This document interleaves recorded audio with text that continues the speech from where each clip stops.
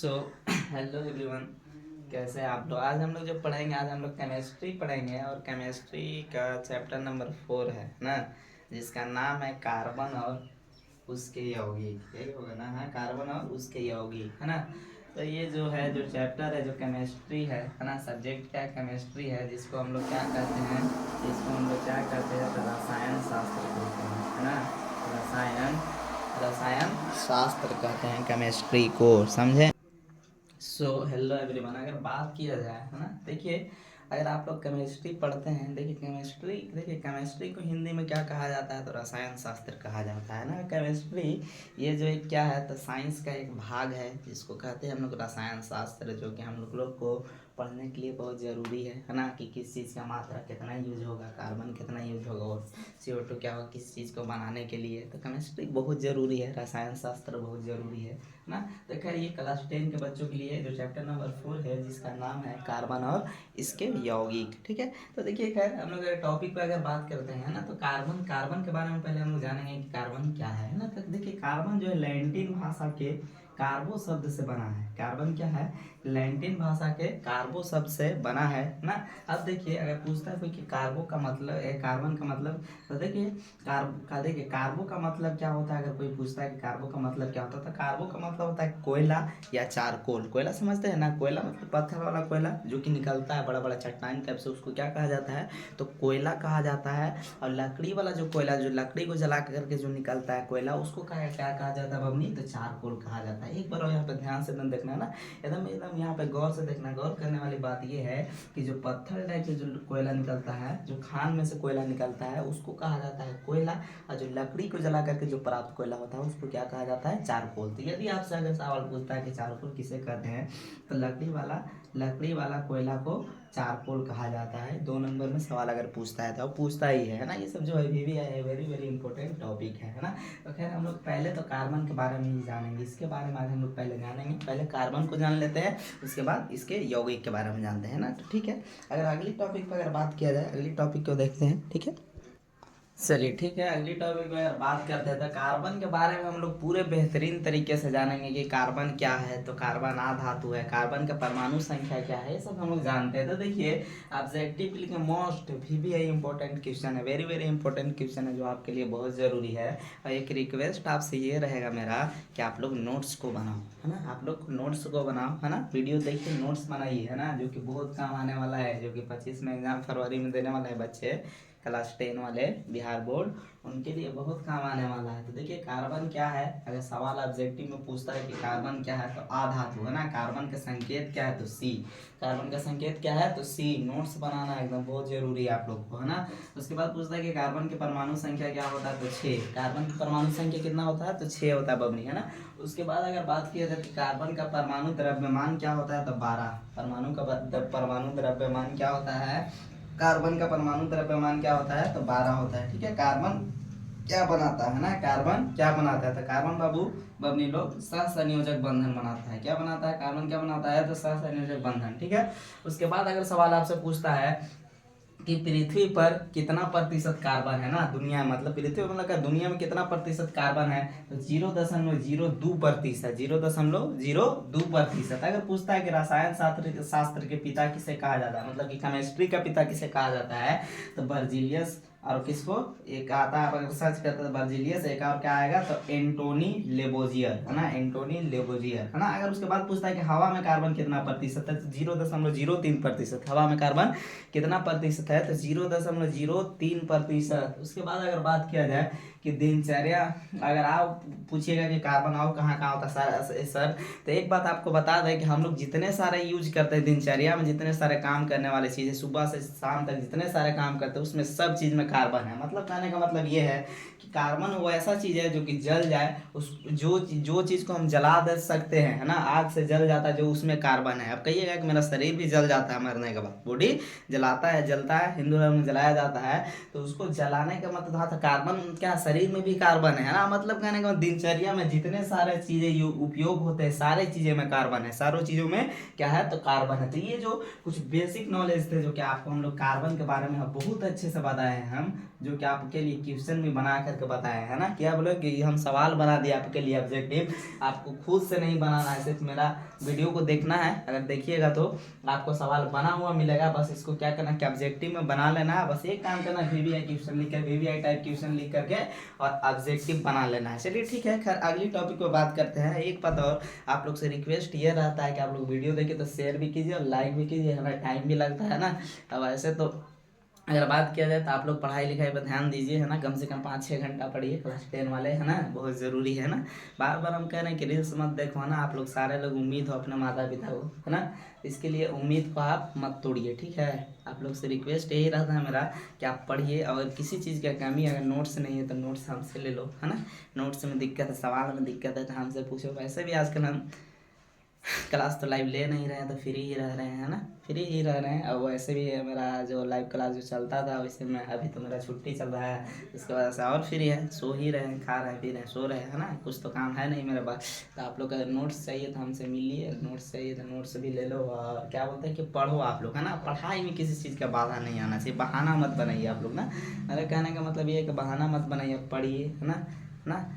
जो जो जो वैसे विद्यार्थी हैं जो कि फ़ी नहीं दे सकते हैं, जो अपना फ़ी को क्या बोलते हैं कि देने में सक्षम नहीं है, वैसे लोग भी आए है ना, वो भी लोग हमारे यहाँ लाइव क्लास भी पढ़ सकते हैं है ना। अगर नोट्स चाहिए तो नोट्स ले सकते हैं, और कोई दिक्कत है तो बताइए हमसे है ना, हमसे कहिए, हम सब चीज़ आपको देने के लिए तैयार हैं। लेकिन आपसे एक रिक्वेस्ट रहता है कि आप लोग पढ़िए। चलिए ठीक है, अगले टॉपिक पर हम बात करते हैं ठीक है। चलिए ठीक है, VVI सवाल के अगली टॉपिक पर अगर बात हम करते हैं तो देखो, ये जो सवाल रहेगा अपनी लोग आपको 5 नंबर में भी पूछ लेगा या 2 नंबर में भी पूछता है, तो खैर उसके लिए अलग अलग होता है। अगर 2 नंबर में पूछता है तो नहीं लिखेंगे, 5 नंबर में पूछेगा तो पूरा को लिख देंगे है ना। तो खैर इस टॉपिक पर अगर बात करते हैं, देखिए अगर हम देखिए बात करते हैं, अगर देखिए है ना, तो बर्जीलियस के सिद्धांत या जीवन शक्ति का सिद्धांत को लिखिए। ये सवाल VVI टाइप क्वेश्चन है, जो कि सवाल में पूछा गया सवाल है, प्रीवियस ईयर का क्वेश्चन भी है और पूछता भी है, यही सब टॉपिक को उठाता है। चैप्टर नंबर 4 से यही सब टॉपिक को उठाता है। तो अगर आपसे पूछता है कि बर्जीलियस के सिद्धांत या जीवन शक्ति के सिद्धांत को लिखें, क्या बर्जीलियस के सिद्धांत या जीवन शक्ति के सिद्धांत को लिखें, तो आप लिखिएगा कि इस सिद्धांत के अनुसार, आंसर है जी यहाँ से ना, इस सिद्धांत के अनुसार आप लोग नोट्स बनाना है जब ऐसी ना, इस सिद्धांत के अनुसार कार्बनिक यौगिक प्रयोगशाला में नहीं बनाया जा सकता है। इस सिद्धांत के अनुसार कार्बनिक यौगिक प्रयोगशाला में नहीं बनाया जा सकता है। किसने कहा था, तो बर्जीलियस ने कहा था है ना, किसने, तो बर्जीलियस ने। तो नहीं बनाया जा सकता है ना, नहीं बनाया जा सकता है। इसका निर्माण एक महान अदृश्य शक्ति के प्रभाव से होता है और बिना उस शक्ति के इन यौगिक का निर्माण संभव नहीं है, और बिना उस शक्ति के इन यौगिक का निर्माण संभव नहीं है। किसने कहा था, तो बर्जीलियस ने कहा था। लेकिन बर्जीलियस के एक शिष्य ने, जिसका नाम था, बर्जीलियस के एक शिष्य थे जिनका नाम था फ्रेडरिक वोलर है ना, फ्रेडरिक वोलर, जो कि सन 1828 ईस्वी में इस सिद्धांत का खंडन किया, इसको क्या कर दिया, तो गलत साबित कर दिया ना। बर्जीलियस के एक शिष्य फ्रेडरिक वोलर ने 1828 ईस्वी में अमोनिया साइनेट है ना, अमोनिया साइनेट को क्या किया, तो गर्म किया है ना। अमोनिया साइनेट को गर्म करके है ना, अमोनिया साइनेट को गर्म करके है ना, रुक जाए 1 मिनट, गर्म करके उल्ट हो गया था जी, 1 मिनट रुकिए, सॉरी। अमोनिया साइनेट को गर्म करके यूरिया का निर्माण किया। क्या क्या, अमोनिया साइनेट को गर्म करके यूरिया का निर्माण किया है ना, जो कि कार्बन हो गया ना, यूरिया का निर्माण किया और इस सिद्धांत का खंडन किया। क्या किया कि सिद्धांत का खंडन किया, मतलब क्यों, गलत हो गया ना। NH4CNO को गर्म करके NH2CNONH2 जो कि यूरिया है ना, क्या है, तो यूरिया है। तो मतलब कहने का मतलब शिष्य नहीं समझे, शिष्य कहने का मतलब उनका विद्यार्थी, जैसे कि आप लोग विद्यार्थी है ना, मेरा स्टूडेंट है ना। तो कहने का मतलब ये है कि शिष्य, मान लीजिए कि हम पढ़ा रहे हैं ना, तो कोई ज़रूरी थोड़ी है हम जो चीज़ बता दिए है ना, आगे चल के वो और डेवलप हो गया है ना, कोई उसके बारे में हम नहीं जानते, और डेवलप हो गया तो क्या हो गया कि आपने अगर उसका खोज कर दिया तो क्या हो गया कि मैंने जो बताया, हम जो बताया, क्या हो गया कि गलत हो गया। तो वही तरीका से, लेकिन जो बर्जीलियस बर्जीलियस है ना, बर्जीलियस को केमिस्ट्री का पिता कहा जाता है, कोई आम आदमी नहीं थे, केमिस्ट्री का पिता कहा जाता है रसायन शास्त्र का। अरे आप सर्च कर लो गूगल पे तो बर्जीलियस आएगा, दूसरा क्या आएगा तो एंटोनी लेवोजियर, जो कि ये भी क्या है तो रसायन शास्त्र के पिता है ना। तो अगर आपसे ये सवाल पूछता है तो आपको एकदम यहाँ तक लिखना है, लिखेंगे कि बर्जीलियस का सिद्धांत या जीवन शक्ति के सिद्धांत को लिखें तो आप लिखेंगे कि सिद्धांत के अनुसार कार्बनिक यौगिक प्रयोगशाला में नहीं बनाया जा सकता है ना। इस सिद्धांत के अनुसार कार्बनिक यौगिक प्रयोगशाला में नहीं बनाया जा सकता। आप लोग नोट्स बनाइएगा, ठीक है। और फिर उसके बाद लिखेंगे पैराग्राफ चेंज करके, इसका निर्माण एक महान अदृश्य शक्ति के प्रभाव से होता है और बिना उस शक्ति के इन यौगिक का निर्माण संभव नहीं है। ये यहाँ तक था, है ना। उसके बाद क्या करेंगे कि पैराग्राफ चेंज करके इधर लिखेंगे, यहीं तक था। उसके बाद यहाँ से इसका इधर ये वाला पार्ट है ना। इस सिद्धांत को जीवन शक्ति का सिद्धांत भी कहते हैं, इस सिद्धांत को जीवन शक्ति का सिद्धांत भी कहते हैं। ये जो है आपका यहीं तक है, इस सिद्धांत को जीवन शक्ति का सिद्धांत भी कहते हैं ना। देख लो यहाँ पे गौर कर लेना आप लोग ना, एक मिनट, ठीक है। इधर से आके इधर, इस सिद्धांत को जीवन शक्ति का सिद्धांत भी कहते हैं। उसके बाद पैराग्राफ चेंज करके यहाँ से लिखेंगे कि बर्जीलियस के एक शिष्य ना, क्या लिखेंगे कि बर्जीलियस के एक शिष्य फ्रेडरिक वोलर ने 1828 ईस्वी में अमोनिया साइनेट को गर्म करने पर यूरिया का निर्माण किया और इस सिद्धांत का खंडन किया, है ना। NH4 है ना CNO को गर्म करा ना, गर्म एरोदा कैसे बना लेंगे, NH2 CNO NH2 क्वेश्चन लिखेंगे कि यूरिया है ना, ठीक है। ये भी बता दिए आपको, क्या बता दिए इसके बारे में बता दिए, है ना। ये पूछता है कि बर्जीलियस का सिद्धांत, या तो सवाल में पूछ देगा या पूछेगा आपसे कि जीवन शक्ति का सिद्धांत को लिखे, है ना। तो कोई भी पूछे दोनों में से आंसर यही रहेगा, ठीक है। अब अगले टॉपिक पे अगर हम बात करते हैं, है ना, तो 1 मिनट आप लोग रुक जाओ, है ना। अगले टॉपिक पे बात करते हैं जस्ट। चलिए, अगर अगले टॉपिक पे अगर बात पूछते हैं, अगर अगले सवाल अगर आपसे पूछता है 2 नंबर में कि रासायनिक बंधन किसे कहते हैं, है ना, रासायनिक बंधन किसे कहते हैं, तो देखो अपनी लोग एकदम ध्यान से देखना, रासायनिक बंधन किसे कहते हैं तो आप आंसर दीजिएगा कि किसी यौगिक में 2 या 2 से अधिक परमाणु आपस में जिस बल के द्वारा दूसरे बंधे, है ना, एक दूसरे से, है ना, बल के द्वारा एक दूसरे से बंधे होते हैं, उसे रासायनिक बंधन या क्वेश्चन में लिखेगा केमिकल बॉन्ड कहते हैं। देख रहे हैं ना, ये बॉन्ड, है ना, इसी को कहते हैं क्या तो रासायनिक बंधन ही कहते हैं, इसी को ही क्या कहते हैं तो रासायनिक बंधन कहते हैं, है ना। देखिए एक बार और देख लो, आपको देख लो कि क्या कहेगा कि रासायनिक बंधन किसे कहते हैं, तो आप बताइएगा कि किसी यौगिक में 2 या 2 से अधिक परमाणु आपस में जिस बल के द्वारा एक दूसरे से बंधे होते हैं, उसे रासायनिक बंधन या क्वेश्चन में लिखना केमिकल बॉन्ड कहते हैं, इसको ही कहते हैं क्या तो केमिकल बॉन्ड कहते हैं, ठीक है। अगर अगले टॉपिक पे अगर हम बात करते हैं बबनी लोग, चलिए देखिए, अगर हम नेक्स्ट टॉपिक पे अगर हम बात करते हैं, अगली टॉपिक पे बात करते हैं बबनी लोग, अगर आपसे 2 नंबर में सवाल पूछता है कि आयनिक बंधन किसे कहते हैं, क्या हम बोले कि आयनिक बंधन किसे कहते हैं, तो आप जवाब दीजिएगा। देखिए यहाँ पे हम लिख दिए बढ़िया से कि एक धातु से आ धातु में इलेक्ट्रॉनों के हस्तांतरण है, इलेक्ट्रॉनों के हस्तांतरण से जो रासायनिक बंधन बनता है, इलेक्ट्रॉनों के हस्तांतरण से जो रासायनिक बंधन बनता है उसे आयनिक बंधन कहते हैं, उसे आयनिक बंधन कहते हैं। या किसी भी परमाणुओं के बीच बना वह बंधन जो इलेक्ट्रॉन के हस्तांतरण से बने, तो इस प्रकार के बंधन को आयनिक बंधन कहते हैं। नहीं पर आओ देख लो कि आयनिक बंधन किसे कहते हैं, आप लिखिएगा एक धातु से आ धातु में इलेक्ट्रॉनों के हस्तांतरण से जो रासायनिक बंधन बनता है उसे आयनिक बंधन कहते हैं। या किसी भी परमाणुओं के बीच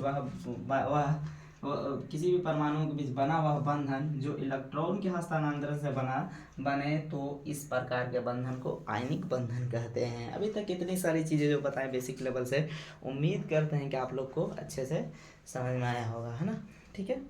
तो आज के लिए इतना ही रहेगा मेरा टॉपिक, ठीक है ना। अब आप लोग मेहनत कीजिए, बार बार करें कि अगर किसी चीज़ के नोट्स की दिक्कत हो रहा है या किसी सवाल में दिक्कत है तो हमसे पूछिए, हम बताएंगे, उसका राय देंगे, सलाह देंगे कि क्या करना है ना, उसका सोल्यूशन हम देंगे, है ना। एक रिक्वेस्ट आपसे कि पढ़िए, है ना, बहुत अच्छे से पढ़िए, है ना, आपके माता पिता का आपका उम्मीद है ना, इसीलिए कह रहे हैं कि मैट्रिक में कम से कम फर्स्ट लाना है। क्या करना है आपको कि फर्स्ट लाना है। इसको लाने के लिए आपको मार्क्स कितना चाहिए, तो ये चाहिए 300 ना, पूरे 300 चाहिए, तब आप क्या आइएगा कि फर्स्ट आइएगा, सॉरी, है ना।